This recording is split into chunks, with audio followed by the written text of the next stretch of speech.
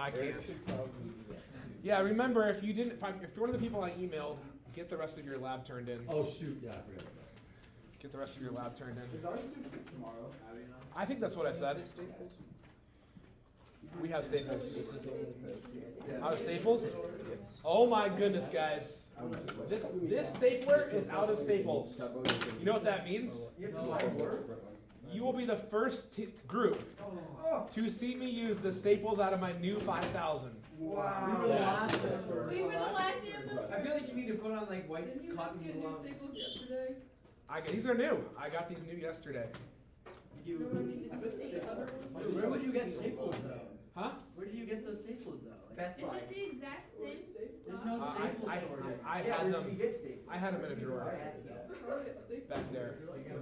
That's really peeled. There's no store where you The get first staples, maybe, out of this box for the rest of my career. Wow. Unless they increase the. What? Wow, that was a big thing. That was a big day. You could like say gold staplers as a retirement gift. Yeah. Did I tell you guys I figured out how long I would spend erasing in my career? Like, did I tell you I figured that out?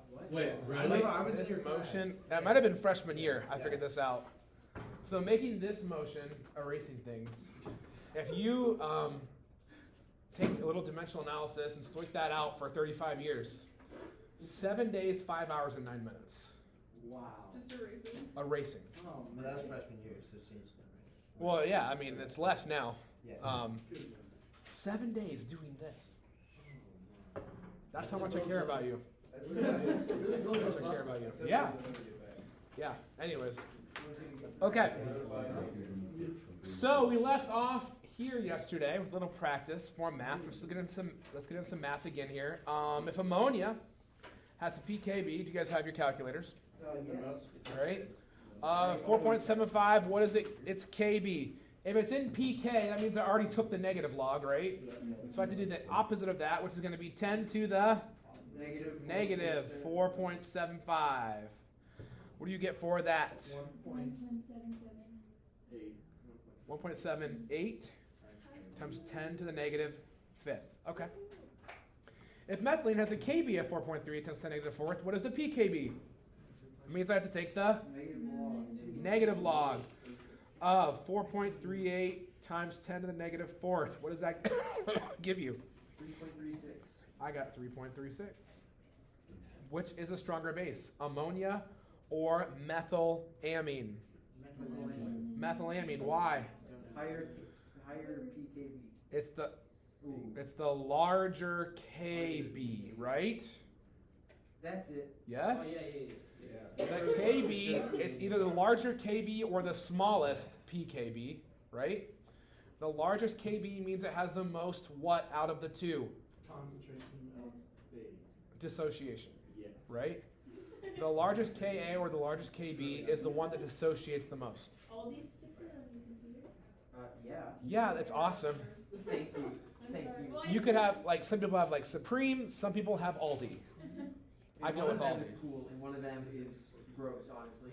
Well, it's not Aldi that's gross, that's all I can say. I know that for a fact.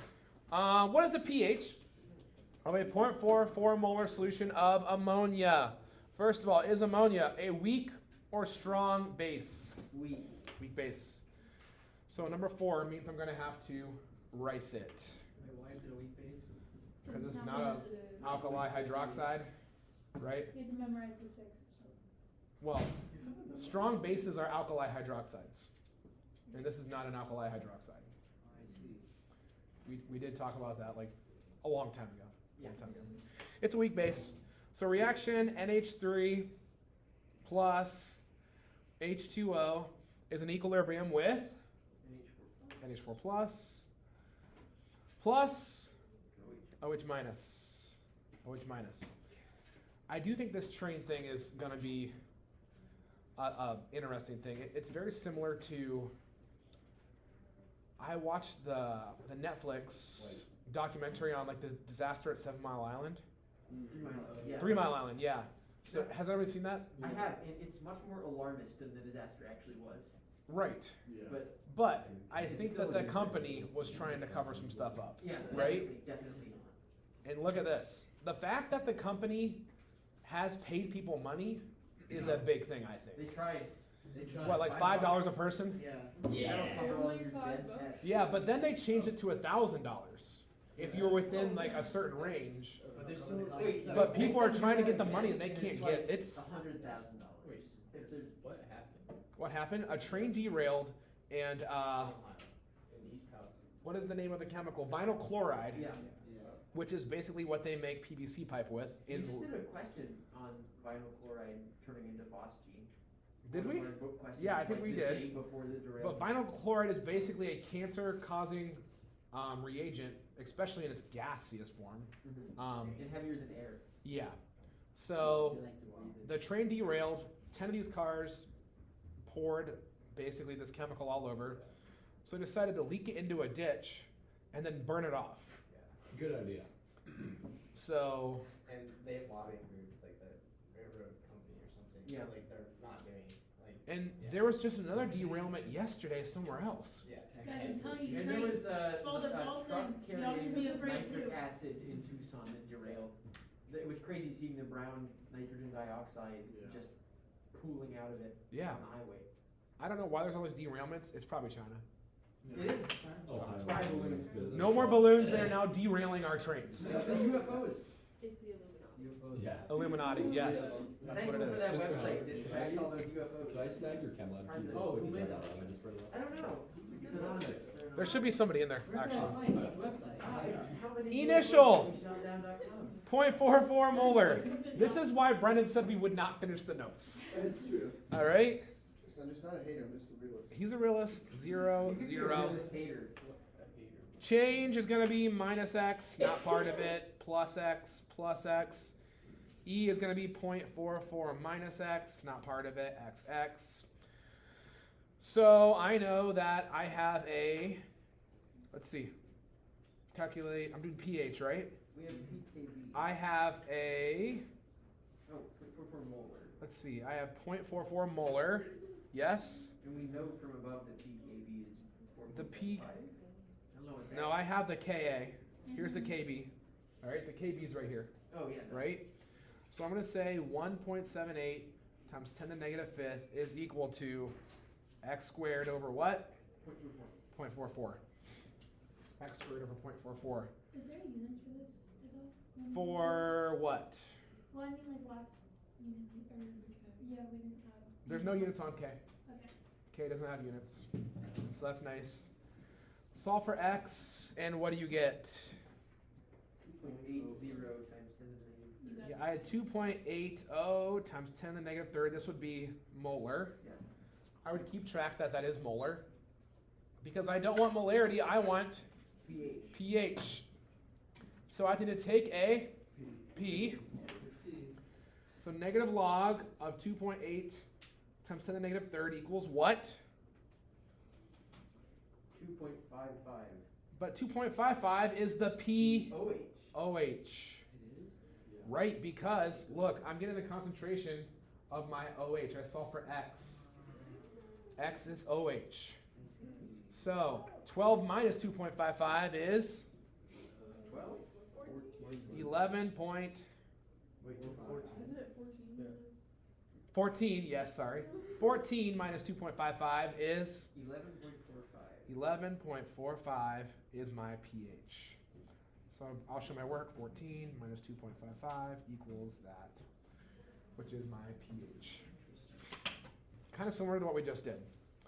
5, calculate the Kb of a 0.1 molar solution of a weak base with a hydroxide concentration of 1.75 times 10 to the negative third. So in order to get the Kb, I have 0.10 molar. I can just do my little shortcut on this one. I know that Kb is going to equal concentration of OH minus what? Squared. Squared over The 0.100 molar. So some of my numbers, this is going to be 1.75 times 10 to the negative third molar over, that'd be squared, over 0.100 molar.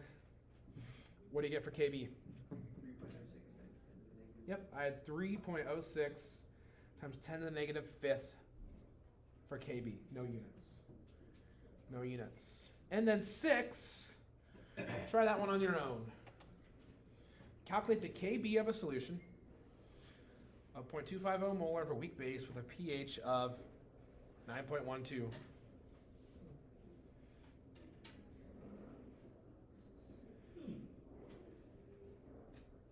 if you guys can get this on your own. While you guys are calculating, I'm going to ask a question. It has nothing to do with chemistry.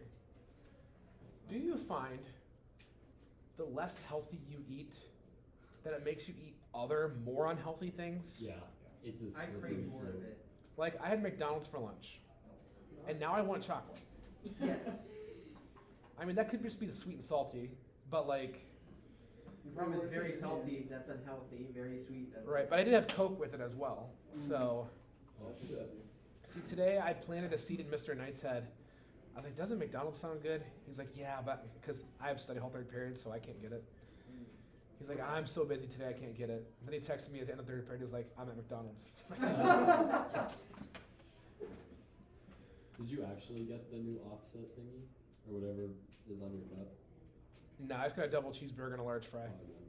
I'm pretty The classic. quarter pounder is so much better than I expected. Oh, the when I QPC. Tried it. But what about the double QPC? There's a double. What is that? That's Double a quarter half pounder. pound. Yeah, that's the half pounder.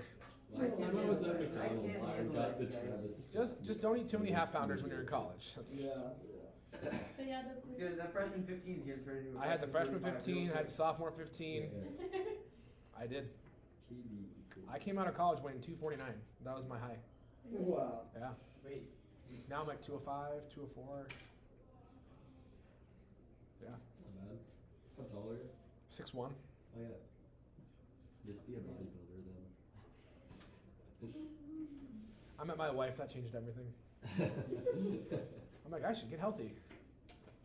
But she loved me for who I was. So, Round of you know applause why? for that. Because I was the weak one.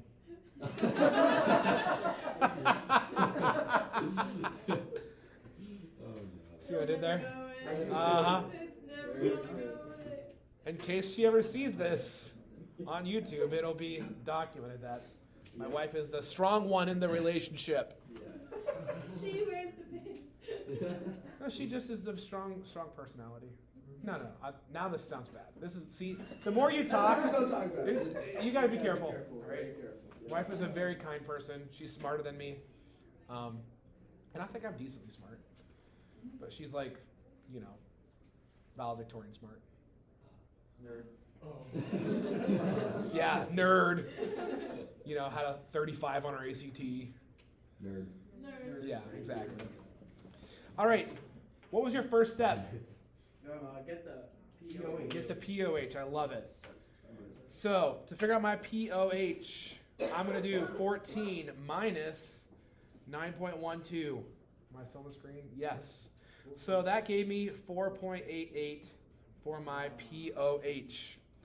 I'm going to take 10 to the negative 4.88 to get my concentration of what?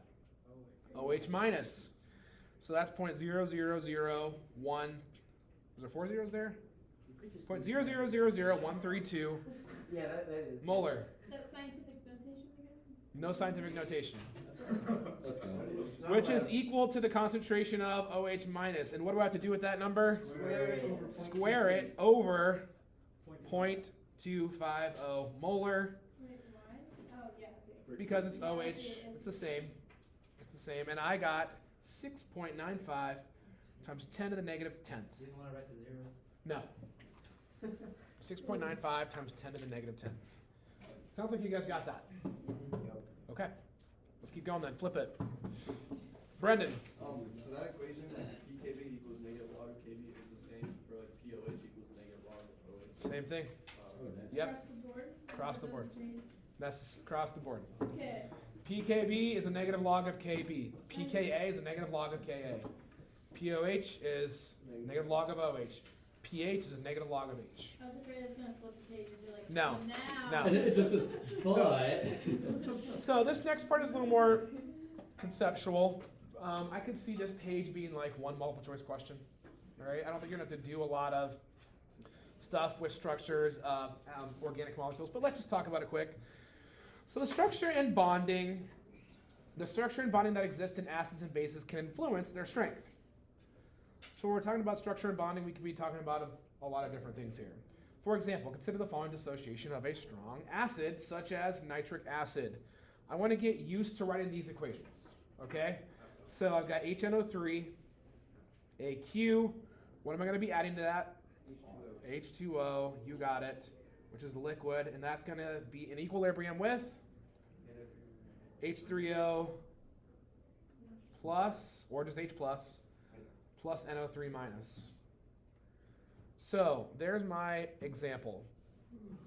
In order, and we're going to come back to this in a second, in order for nitric acid to be considered a strong acid, the reaction needs to effectively proceed how?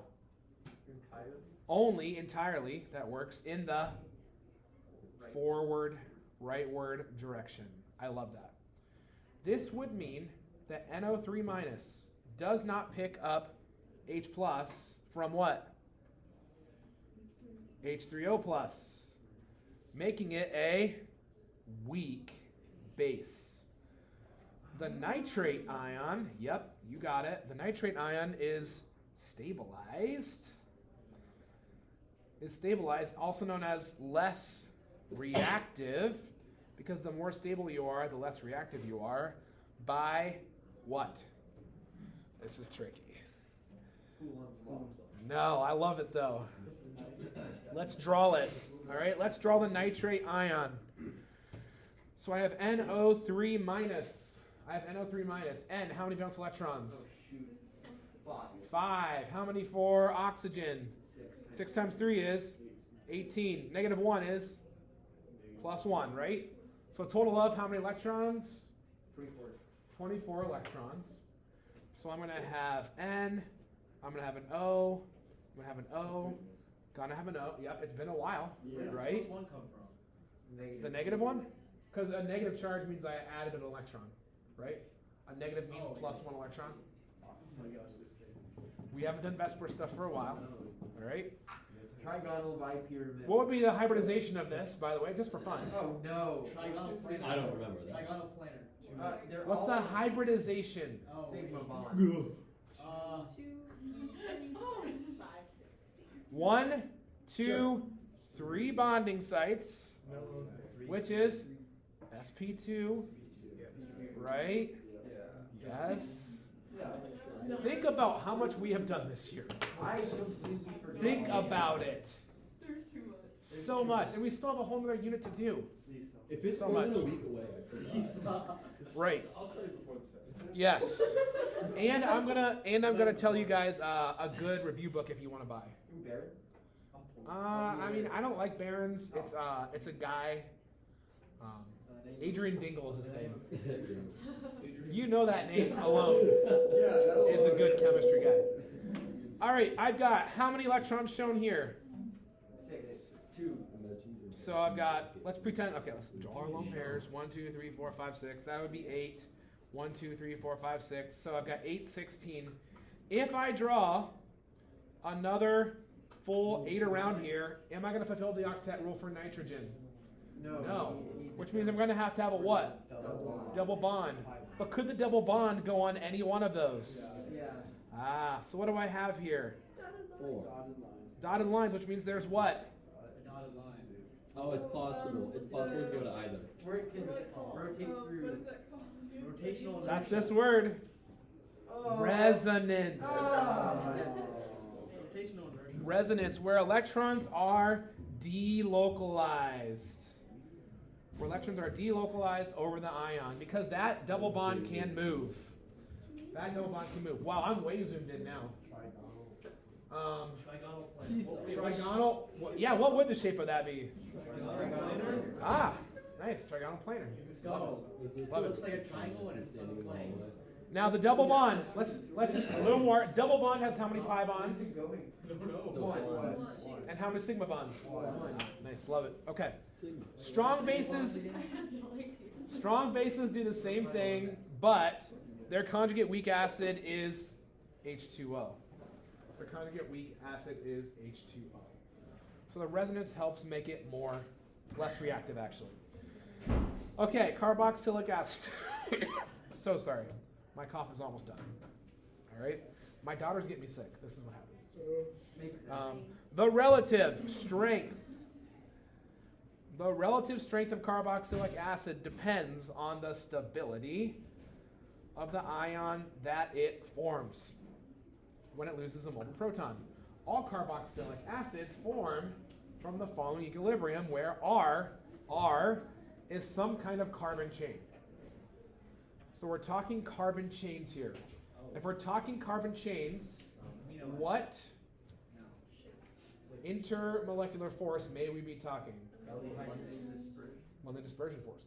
So be thinking about LDFs. All right?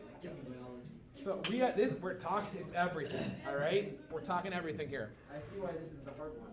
Yes. So RCOOH. So the COOH is a carboxylic group, and this is nothing you have to memorize. We're just kind of talking here. R is any methyl chain. That's not real. What? That's a ding dong ditch. I almost guarantee it. Just give me a second. It's going to be in equilibrium with RCOO minus plus H plus, right? Or H3O plus. See? I told you. I could tell it's a ding dong ditch. It wasn't like a... It's in the timbre. Yeah. It's too short. So if the anion RCOO minus is relatively stable, There's too many recurrent. then it will form in solution. It will form in a solution. And the reaction will not proceed in the reverse direction. So much. That's weird to finish that. And it will not proceed in the reverse direction so much. And in the process, the acid will tend to donate hydrogen, H plus ions, making that particular acid relatively, but still much weaker than strong acids, strong. Look at the table below. Methanoic acid, where R equals H, is stronger than ethanoic acid, where R equals CH3, which is stronger than propanoic acid, where R equals C2H5. Now let's think about why. Remember, the smaller the pKa, or the larger the Ka, the stronger the acid. Yes. This must mean that the methanoate ion is more stable than the ethanoate, which is more stable than the propanoate. That's a lot of words. It's a lot of words. But if we look down here at the structures, it makes sense, right? If we're talking about our intermolecular forces, I have one H connected here. Here I have a whole CHH here. Here I have CCHHHH. What am I adding with each one of these? More what? The electron. More electrons, which means my LDFs are Bigger. higher.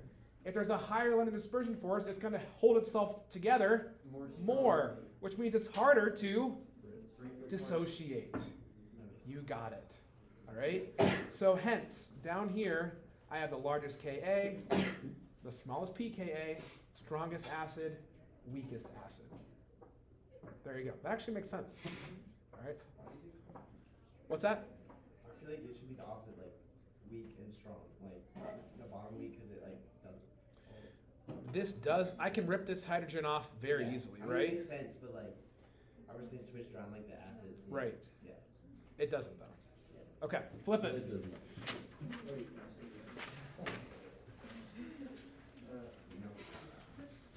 Okay, the ethanoate and propanoate ions have electron releasing alkyl groups, which are CH3 and C2H5, that we'll say, quote, pump electrons into the COO minus ion and make, I'm so sorry, and make it reactive. And therefore less stable. As a result, H plus tends to not be released. Hold on. H plus 10. I didn't. Yeah, it tends not to be released. Is that good English? H plus tends not to be. Yeah, I think I'm good with that. Release. We're not releasing that H plus. The pumping of electrons is called the inductive effect. The inductive effect. And methanoic acid does not have an alkyl group. Does not have an alkyl group attached. It just has the H to the COO minus part of the anion. It just has a hydrogen atom. The hydrogen atom doesn't push electrons in the COO part, so that anion remains stable. The same effect is observed for the halogens. So these are halogen substituted carboxylic acids.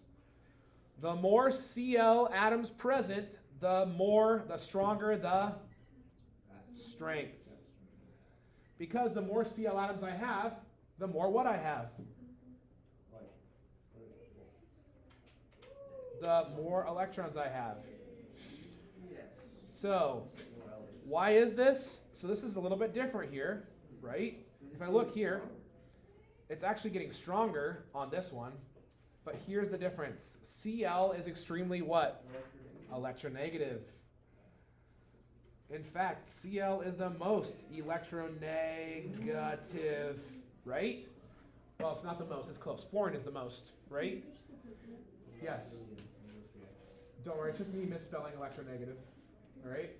Cl is extremely electronegative and attracts electron density away from the COO minus part of the anion, increasing its stability.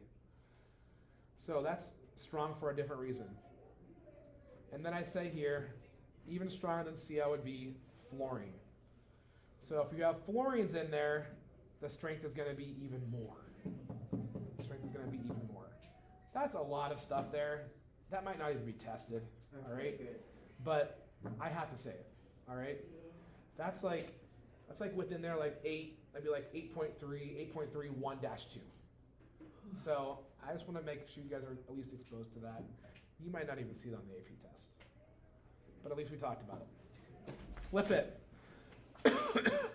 So we have ethanoic acid, bromoethanoic acid, chloroethanoic acid, and fluoroethanoic acid. So just like I said, the higher up I go, the more electronegative this is becoming, so the stronger the acid strength. So this has a little summary of what we just talked about. And this is nothing I don't think you're going to need to memorize except for this, right? So weak acids are usually HF, butanoic, propanoic, ethanoic, methanoic. The most famous weak acid we usually talk about is acetic acid. Strong acids, HCl, HBr, HI, HClO4, HNO3, H2SO4. Weak bases are ammonia, and then your alkali metal hydroxides. Strong bases are your group 1 and 2 hydroxides. Magnesium hydroxide. Magnesium could be a strong base. You're gonna see NaOH, right? You're gonna see either NaOH or probably LiOH for the most part. So, titrations. Back to titrations. So we have a titration coming up, I think next week. As you can see, I haven't thought past Friday yet, because we haven't finished the notes yet today. But we're going to be looking at what are called titration curves.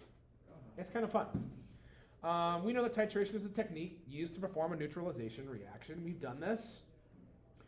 And accurately graduated glassware, a volumetric flask, pipettes, and burettes are used in a quantitative manner. To determine unknown concentration of an acid or a base. In a titration, there is very little change. There's very little change in pH. And a pH change of less than approximately 1.5 is expected up to the point that up to the point that 90% of the acid or base has been neutralized. And we're going to see this in lab. This is a really cool lab we're going to do next week. And it'll make this make a lot more sense. When the moles of the titrant The titrant is what's being added from the burette. So what was our titrant that we used? NaOH. Are an exact stoichiometric proportion. I'm just writing stoic because yes, if you want to write that out, you can. With the titrate. And what was our titrate? Hydrochloric acid. HCl. Right? Yeah. This means 100% of the acid or base has been neutralized. 100% of the acid or base has been neutralized. So look at these. These look fun. All right. Then the equivalence point. The equivalence point. Put a star by this. This is super important. Has been reached. At this point, yes? Is that like the same thing as the endpoint? So the endpoint is actually up here. Okay. And we're going to talk all about these parts. At this point, there is a rapid change in pH. So you can see pH not changing, pH not changing, boom! Huge jump, pH not changing, pH not changing. So would it be consistent graphing would happen again? Or it just happens? After this, Yeah. so consistent, consistent, huge change, consistent, consistent. This is why it's so hard to get that light pink, right? Because you want to hit it like right here is where you're trying to hit it. And you can see the volume is basically the same from here to there. Yeah, exactly. So this kind of shows why it's so hard to get that titration exactly correct. And you now also understand, right, that pH is directly related to concentration, right? So if you overrun it, you're changing the pH, you're changing the concentration. So we have 4 graphs here. This is a strong acid titrated with a strong base. Strong acid, strong base, pH is at 7. A strong acid with a, let's go over here, a weak acid with a strong base. Take a look where my pH is at the equivalence point. Is my pH at 7 anymore? A little higher. No, it's actually a little bit higher. Does that make sense? Yeah. What's winning here? The base, which is The base is winning, right? I have more base, yes. So my pH is going to have my equivalence point at a little bit higher than strong acid, strong base. Down here is a strong acid with a weak base. So my equivalence point is actually below 7. And we're going to actually make huge charts of these. I did this for the first time last year. We're going to talk about all the ions present at each point. It'll help make these make more sense. But this is just the very intro to that. And then a weak acid titrated with a weak base. Well, now my pH is back to 7, right? Because they're about the same. They're about the same. So, most acid-base titrations involve the addition of one colorless solution to another colorless solution. In order to find the equivalence point, a what must be added? Indicator. An indicator must be added. Most indicators change colors over a very small range. So you can see here, right, what we're looking at. Methyl orange, methyl red, litmus paper, phenolphthalein, and it shows you where they change. And the colors. We use phenolphthalein, right? We use phenolphthalein. Yes. Different color this time? Well, we're going to be using phenolphthalein again. Oh. Yeah, sorry. You might use methyl red, methyl orange in college and like organic, but we don't use it a lot in high Sounds school. fun. Yes. The different colors. Well, after the AP test, I want to do a rainbow Les Chatelier's lab. I've never done it before, but it should be really cool. We just don't have time before the AP test. Flip it. For titrations of weak acids and bases, it's useful to consider the point halfway to the equivalence point. Guess what that's called? Halfway equivalent. The halfway equivalence point. Or the midpoint. No. Also pretty creative. Or the midpoint. This is known as the half equivalence point. Super creative. Or sometimes the midpoint, which is what I just said. See, you can tell that this is my line of thinking because I get ahead of myself because I wrote this. So, anyways, at this point, there are equal concentrations of both substances. of both substances in the conjugate acid-base pair. For example, in a weak acid, this means that my HA would equal concentration of A minus, or at that point, my pH equals pKa. Put that in a box. That's super important. All right. At the midpoint, at the halfway point, pH equals pKa. When the conjugate acid and base have equal concentrations. So this is kind of a shortcut. All right. This is a really important shortcut. The pKa can be determined from the pH at the midpoint or half equivalence point in this titration, or vice versa. It's the exact same for POH or PKB. It's the same. So that halfway point is key, and we're going to talk more about that soon.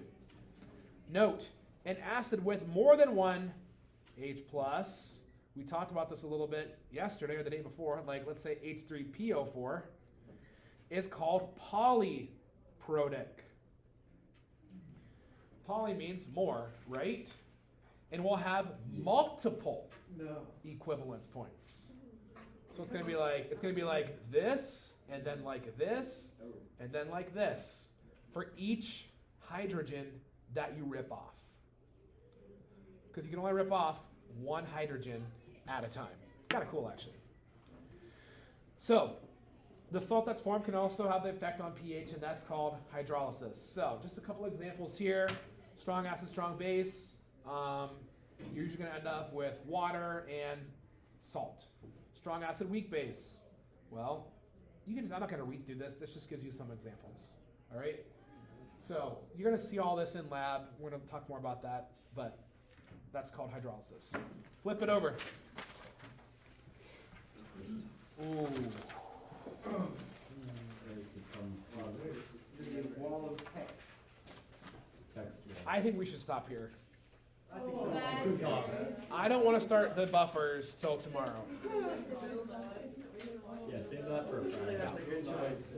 Save it Friday is Friday. This is a good place to stop. Do you want to build that? No. No.